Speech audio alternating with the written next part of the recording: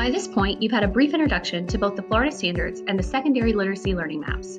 Now let's talk about a few best practices in secondary English language arts. All secondary students will take an English language arts course. The purpose of the English course is to provide students integrated language arts study in reading, writing, speaking, listening, and language to ensure they are prepared and ready for either college or career. Planning effective instruction is critical to student achievement. Teachers need to use a balanced literacy approach in order to provide meaningful, deliberate instruction from the beginning of class to the end of class. Using the ELA framework will help you ensure you are planning quality instruction so you can teach to every student, not just to the middle of the class. Each class should begin with a quick, engaging bell work activity that is related to the instructional learning target. The ultimate goal in this portion of the class is to make the learning visible to students by sharing the learning target and success criteria. What are students learning? Why are they learning it? And how will the students know when they have learned it? The next portion of the framework provides a model for small group instruction in the English classroom. Some of the major behaviors for both teacher and student are provided to help you plan effectively. In order to teach all the standards, processes, and information vital to the English curriculum, small group instruction will be an integral part of the English class.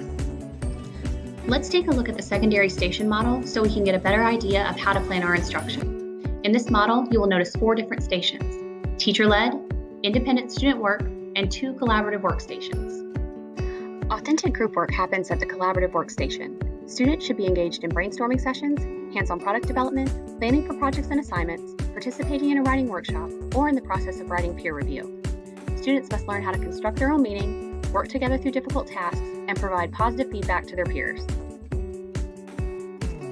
In the teacher-led group, students will receive appropriate scaffolding and support from the teacher. What happens in this group depends a great deal on where you are at in the instructional cycle. Some days you may provide initial instruction.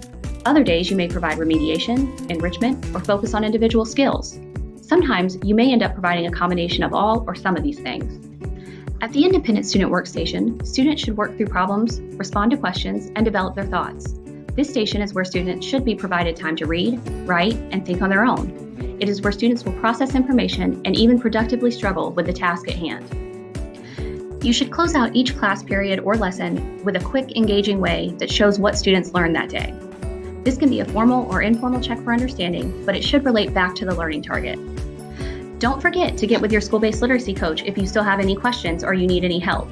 Your coach is a very valuable resource. They can help you with any questions you may have regarding instruction in the ELA classroom.